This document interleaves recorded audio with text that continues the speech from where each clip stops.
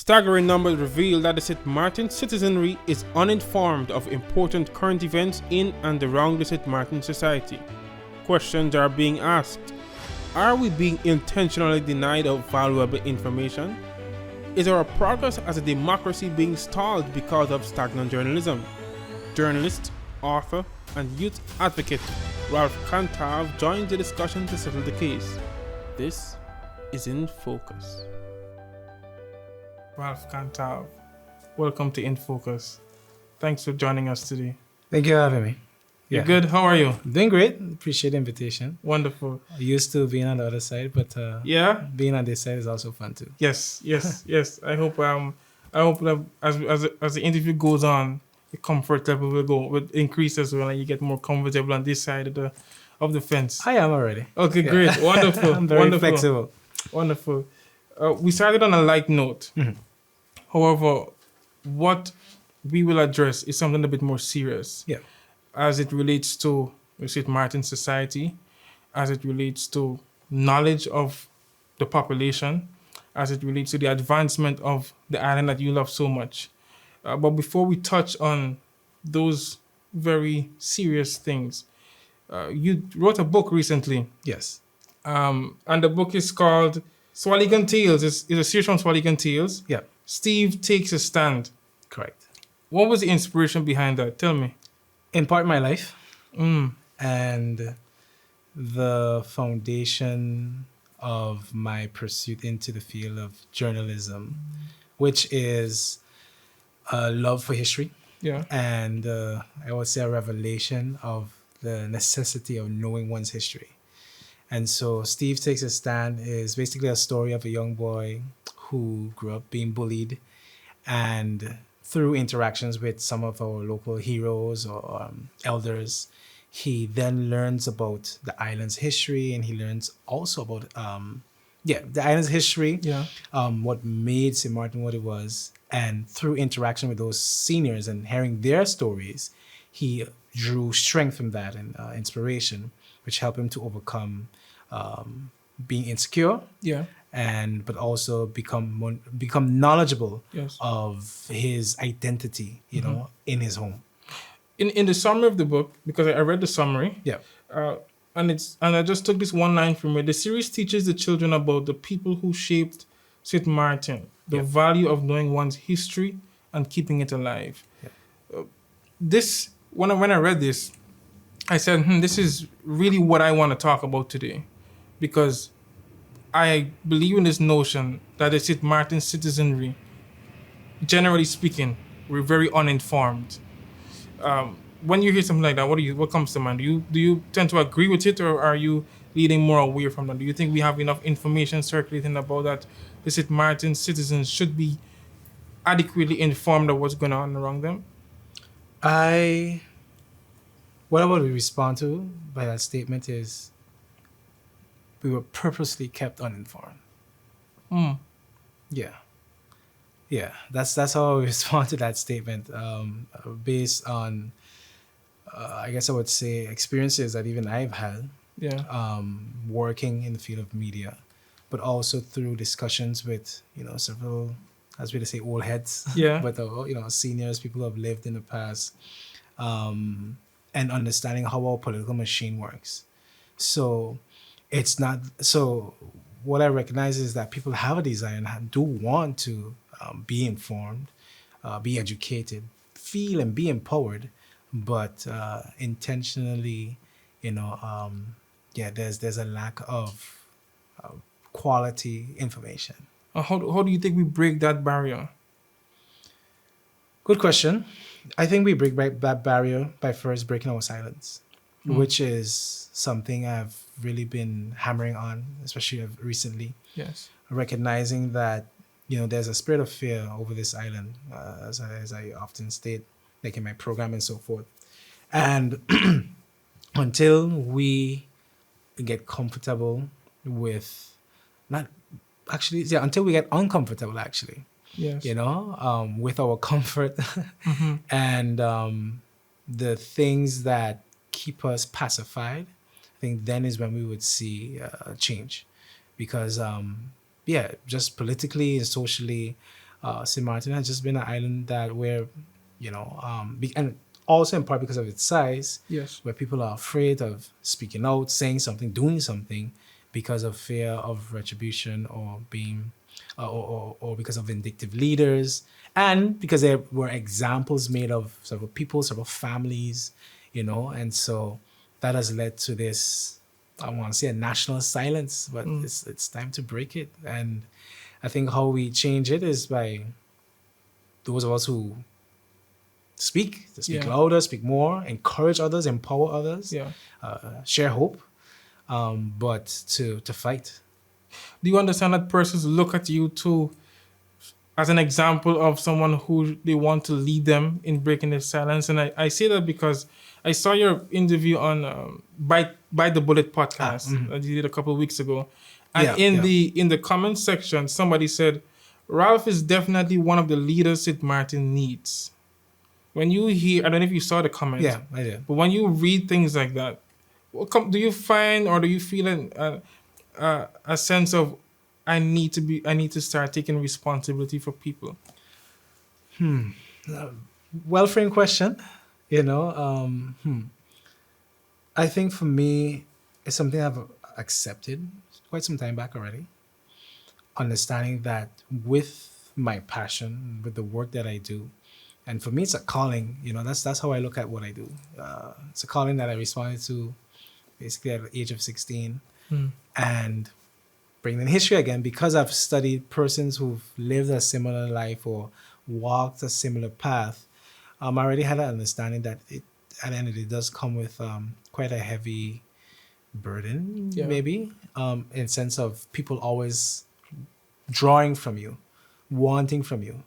It took a while to get used to though, Yes. because sometimes, for example, let's say I'm out with my wife, and while having a good time, someone's like, "Hey, Ralph, I have a story for you." I'm like, "Okay, well, no, it's not the time," Or your DMs are constantly, your inbox is always full with requests for, "Hey, I have a story," or "I have an idea," or "This is happening," and so I think what I had to learn, especially this year, where I would say I've been the most silent, is that there is such a strong need to develop one's peace at home.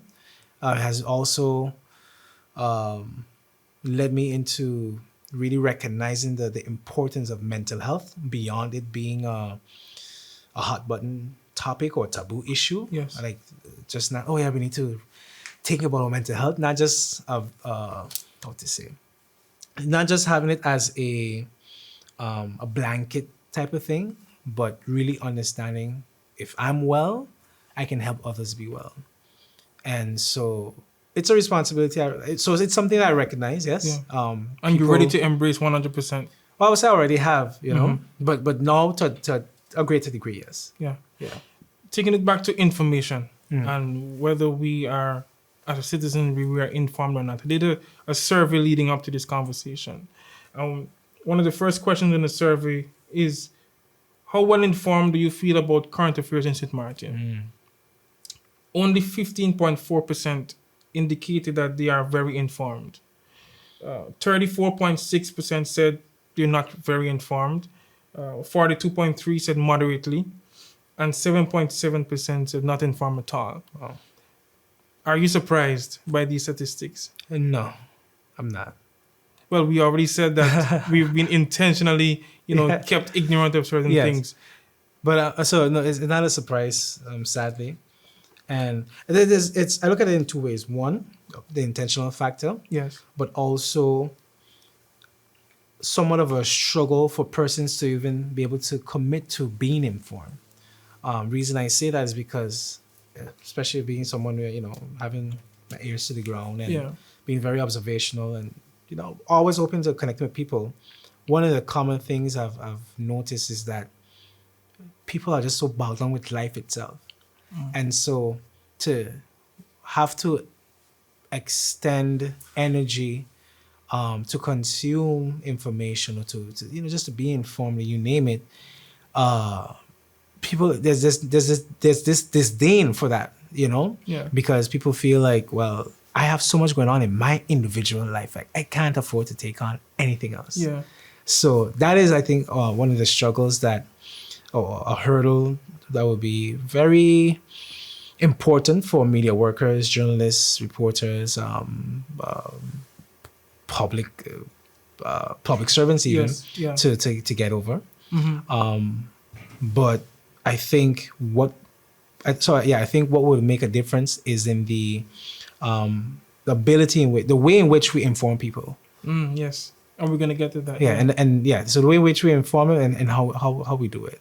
Yeah, but the thing is, this is why I'm a little bit surprised because of the statistics, and I'm gonna tell you why. The following question in the survey: how frequently do you follow the news and current events related to St. Maarten? 40.4% said daily, 30.8% weekly, 23% rarely, 3.8% monthly, and 1.9% say never. The greater majority, being 75% of persons, intentionally access the news either daily, weekly, or monthly. However, they're still saying that they're not informed. Yeah, yeah, and I think one of the reasons why is because this probably the stories or information is not connecting. Yeah. You know, The quality of information is not to the standard. that right there, especially since generally, if you go to the most common news outlets on the island, be it online or radio, etc., Yeah. you get the same information. Yes. So what you Copy have paste is all across the a board. lot of heavy press releases. Yes. So I think people's issue is that they're being informed, but they're being informed on what the system, the machinery wants them to be informed about. You know, the information that's given, it's necessary, but it's so on the surface. And I think people want to know the deeper truths, deeper levels of, you know, what's happening. So, okay, while we may complain about high price, and nothing wrong with, especially for this example with high prices in supermarkets. Yeah. People want to know what exactly do the inspectors do? How often do they inspect the supermarkets? What is the real reason that our food cost is so high, especially since we don't have import tax? If you go to let's say maybe island like Curacao and so forth, they have import taxes. We are sister islands, but our food cost is much higher. So people want to get down to the root of what the issue is. And I think that is why while people consume or receive information, they're not informed. Yeah. They're not further educated. You're just made aware of, oh well, government is doing this and this organization is doing this nonprofit is up to this. Yeah. But and then on the other end is sensationalism, propaganda. That too. Yeah. So we got a lot of information, but the value of the information is very limited. Yeah. And to add to that, Hilbert Haar, remember Hilbert? Yes. Chief editor of today's newspaper. In an article some time ago, he said, we need more qualified journalists on the island that are capable of writing in-depth stories. Yes. Without this, the media cannot function as an effective mechanism to enforce government accountability. Yeah. So we see here, people want the information. They need more experienced journalists in the field. Yeah. Persons who come into the field with the drive to get to the bottom of the story and tell them what's going on. Yeah. But we're not giving it to them. Is it a case where just persons exiting high school are not interested in media, or is there something else behind this whole factor of not having media persons present at St. Maarten? So it goes back to what I said in the beginning. This is intentional. I say it's intentional because from way back when, the Island Council days, going back to as far back as since history, and we mentioned my book. One of the persons I mentioned in my book, one of our local heroes, is Jose Lake Senior. Okay. Jose Lake Senior, he had a newspaper called the Windward Island Opinion. People had to hide to read that newspaper. Wow. People, if you were seen with that newspaper, you were considered one who was anti the establishment.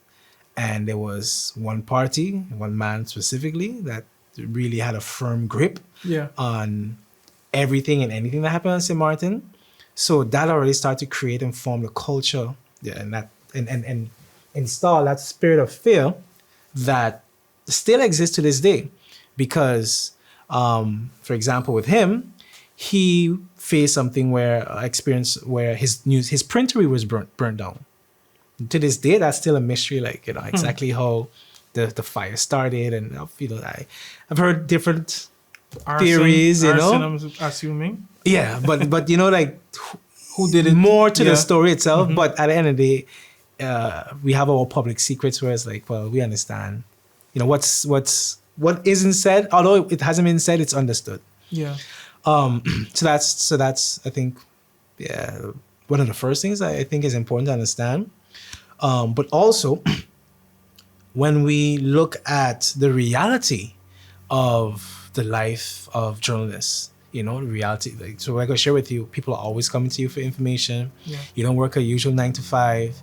You always need to be studying. You always have to be learning if you Yeah. want to be really great. Because there are times where you will have to, be able to speak on or have enough knowledge about geography. Yes. About psychology, you name it. Yeah. So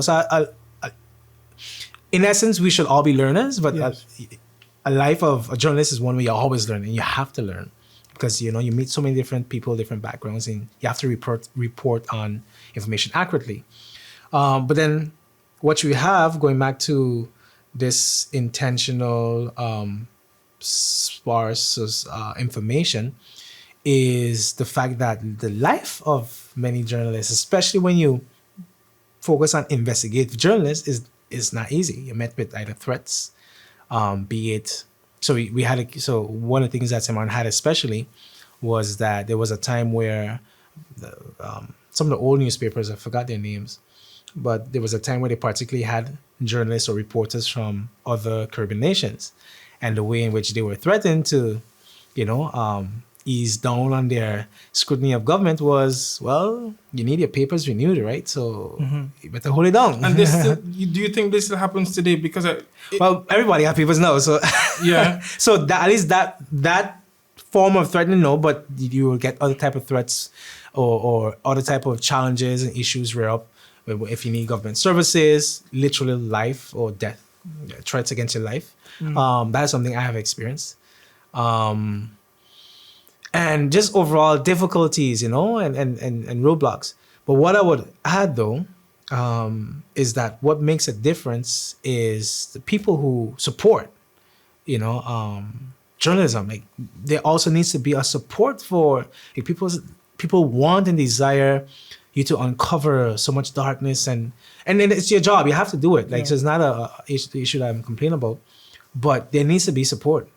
Because something a professor always told me when I was in school, and something you hear in many journalism schools is like, well, the life of a journalist is don't expect to make money. You're not going to get rich off of it.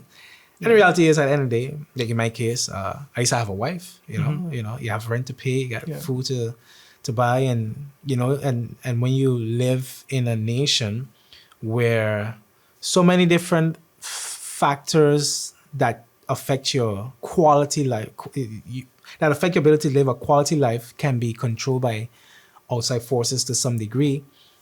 That's where, again, the spirit of fear is up itself again. It's like, you know what, I would rather just stick to the press releases or the story of a dog maybe that was hit by the side of the road, instead of why is it that we have such a high issue with guns and those type of really heavy stories and things that would lead to But the thing is, I find it quite alarming, some of the things that you're saying, because I don't get the sense that these things are happening. And I think many persons who, if you come to St.Maarten for the first time tomorrow and you find a new job, maybe you were recruited to be a teacher. Yeah. And you got an apartment somewhere in, let's say, Simpson Bay, and you're living, you brought your family over, you go to school every day, you take the bus. Yeah. You won't get a sense that these things are happening. No. And I think that is part of the great sales pitch that has won the hearts of many to St.Maarten. Where the public is, in essence, unaware of the depths of the darkness And that's just maybe I'm sorry to so and so, but because having been exposed to it, having seen it, and when I guess is like when you how should I put it? Like spies have a different view of the world than Yes. people, Yes, than yes. people who work at the front office. Yes. Because of the things that happen behind the scenes. So for me, I also believe in creating a balance, not necessarily a balance, but a measure, a good measure of how much of the dark is exposed.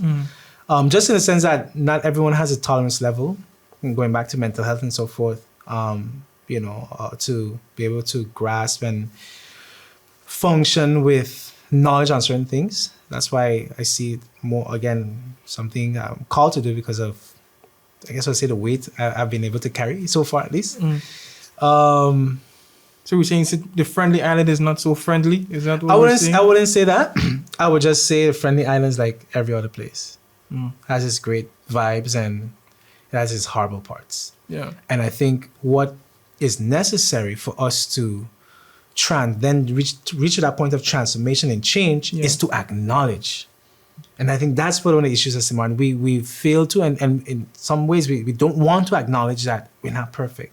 We don't want to acknowledge that we've made mistakes. You hear it especially with our leaders. It's like, oh yeah, let's leave it in the past. What's in the past is in the past, but the past affects your present. Yes. And your present definitely affects your future. Indeed. So it's just failure to acknowledge that, this is the reality, and how can we stray from that and create a better or new reality, an improved reality. And it's just because information has a lot to do with our democracy. It contributes significantly to a well-functioning democracy. The democracy depends on how much we know. And I'll read this quote from principlesofdemocracy.org.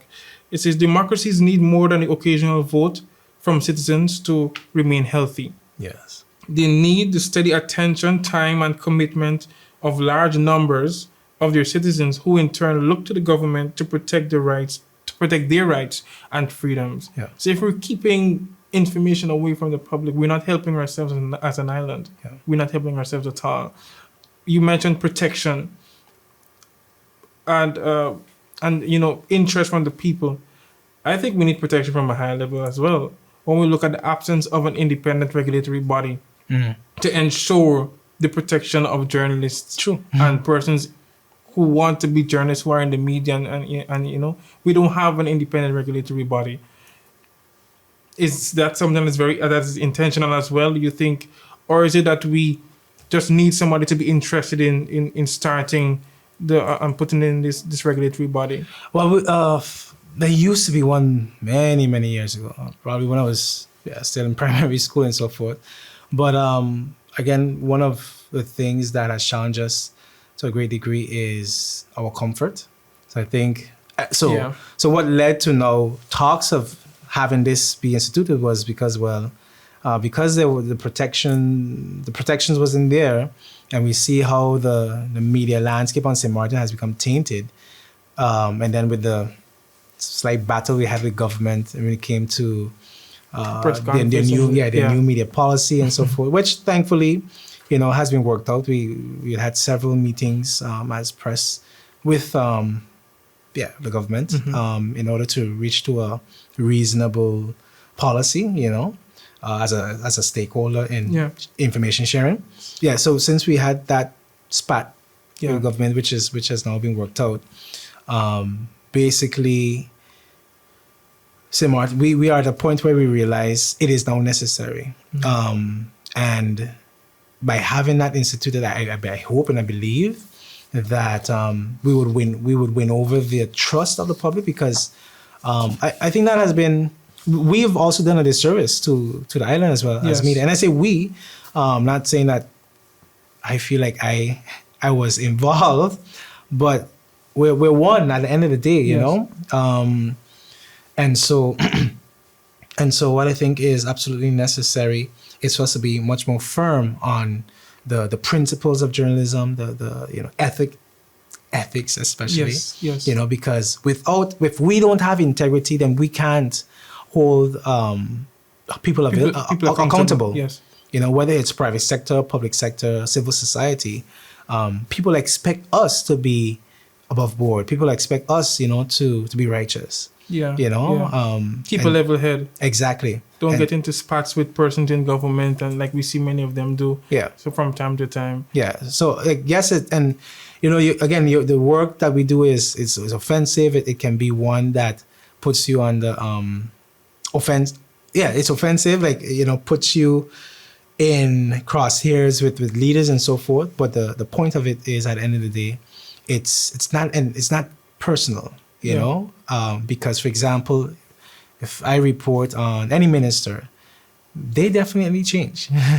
You know, so whoever ends up on that seat, it's a matter of the seat and the decisions that are being made. Yeah. You know, I think that, well, for us, what has been such a challenge is that, it just became too personal. And yeah, just too personal. People can't keep it professional. So it's a matter of the seat and the decisions. Yes. You know, because it's nothing about you. Yeah, how many ministers of VSI we've had, how many ministers of finance, they will always change. Yeah. And that's also something I implore our politicians to bear in mind too. You know, the media, at the end of the day, it's here to stay. Yes. You change. Yeah. And you mentioned integrity. The survey revealed that 50% of the people do not find media trustworthy. Yeah, that's sad, very sad. Were you aware of these type of? I mean, not specifically this statistic, but you were The aware sentiment, of this? Yeah. Yes, the sentiment. Yeah, I think what matters, especially there, is one of the key things about journalism: protect your sources. Yeah. You know, I've always been a person who, for me, I would rather not publish a story. You know, I'd rather protect my source than not publish a story. You know, if there's no way that I can keep you covered from whatever backlash or unnecessarily battle, then, and if I can't get the information, at least for a certain period, you know, another way, I would rather put a story on ice than to, you know, I think one of the reasons, so besides just people people doubting and questioning the intentions, the quality of media persons on the island, I think one of the areas that has been an issue is people feeling safe around you as a reporter, as a journalist, to safe, like, you know, I could tell Ralph something and Ralph won't say, well, Susie and Patsy said, you know, Susie and Patsy told me this. No, like, you're covered, you know, you're safe. And I guess it's because the lack of that journalism integrity that some persons might have. It has been reported that persons in the community, they don't want to come forward when they hear or see certain things. They wouldn't want to tell journalists because they're afraid. Well, don't trust them, quite frankly. Yeah. And we have a responsibility to change that. Yeah. So what I was going to add is, and there you have, going back to the spirit of fear. Yes. Yeah, and it's strengthened because, so that's why we have that role to break that spirit, you know, to subdue it. And I believe that for us, and while, yes, I talk about the dark things and the, you know, just, again, this is every society, but, you know, specifically here in St. Maarten, we are here to shed light, you know, that, okay, so our responsibility is to show people, like, okay, this is the reality, but here is the light through it.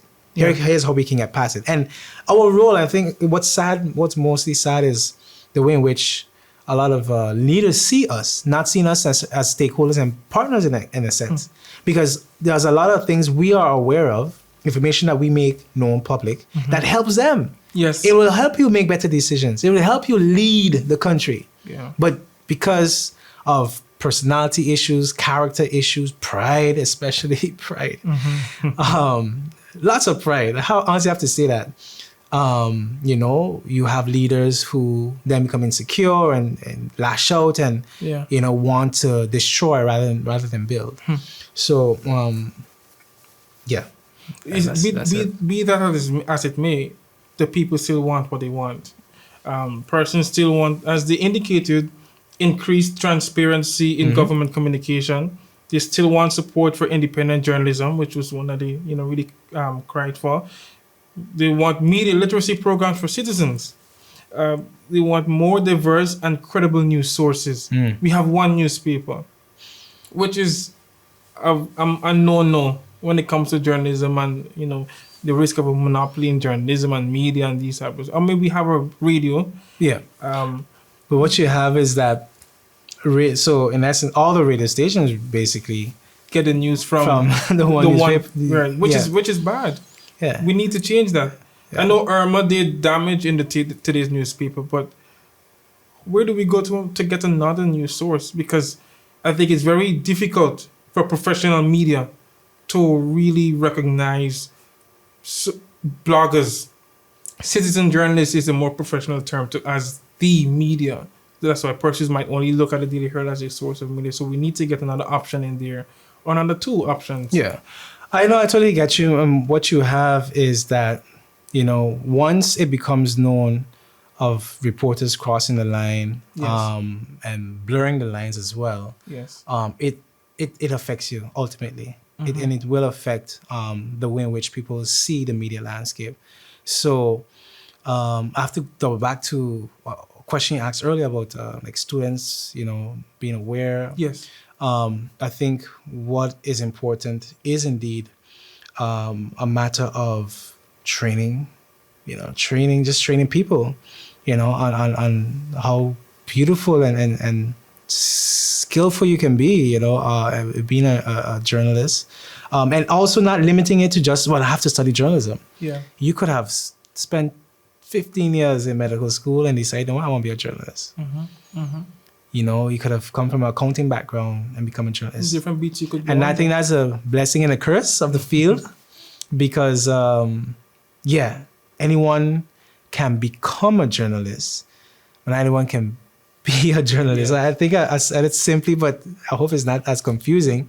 But you can become one through the training, learning, knowing how to write. I mean, that is just basic, the fundamental part. Writing, certification programs, you name it. But then you become one through utilizing the knowledge that you've gained, how to connect with people, how to think quickly on your feet, how to approach. For example, if you writing a story of someone whose child was murdered, how do you approach that person? Yeah. Knowing how to be compassionate, empathetic, those different elements that make you become what you desire to be. Yeah. Whose responsibility is it to ensure that persons are trained, ensure that the citizen becomes more aware of what's going on around them? Whose responsibility is it to make this change that we need to see in society? I see that as a responsibility for the media house, but at the same time, because like we've seen, some people just decide, well, I'll be media, I want to be a journalist, but not be a journalist. Yeah. That's where we have to self-regulate ourselves. As again, we hold everyone else accountable. If we refuse to and don't want to hold our own selves accountable, that's a problem. So I think that's where I think it's about time for there to be an association, Yes. press association for the island, where at least we can say, well, these are the accredited media outlets or individuals, and of course you have regional. Yes. In which so for example, when we were working on that media policy along with the government, we had liaison with the Caribbean Association for Media Workers. Media workers, yes. We touched base with other media entities internationally. And so, like, for example, like when I was in school, we had NABJ. So I went to HBCU, which is a historically black college and university. FAMU, school started because, well, you wouldn't be able to go into white schools. So, so NABJ is a National Association of Black Journalists, but no longer in the States.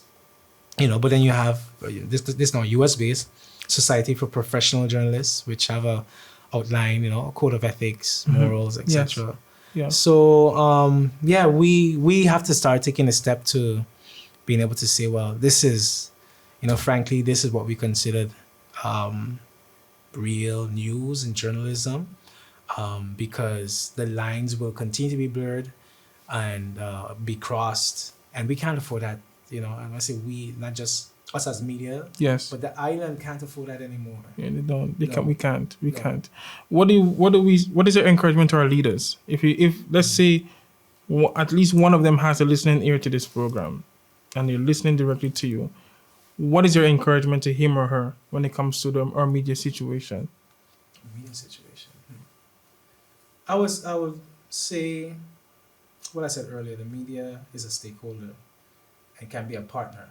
Not that the media works for you, Right. which some believe we should. But yeah, the media is a stakeholder. You know, there are matters that we investigate or events, experiences, things that are happening that can help you make better decisions, give you guidance on how to see a way out. Especially, at least for me, pairing history with media, you know, I see it as having knowledge of history allows me to see patterns, develop a good sense of noticing patterns.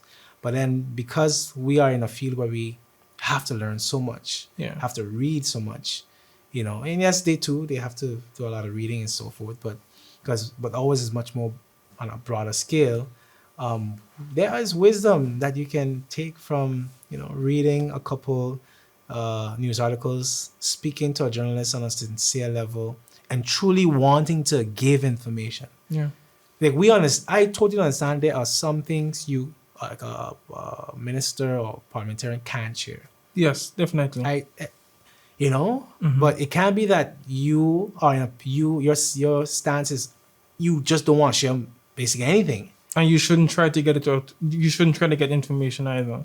And then if you're offended that, well, we get information through whatever other means, then it's like, well, you're a hypocrite. That's I have to honestly say that, especially because like soon, like around this time now, they love the media. Yes. I need your platform to help me get elected. But what about when you're actually there? Yeah. You know?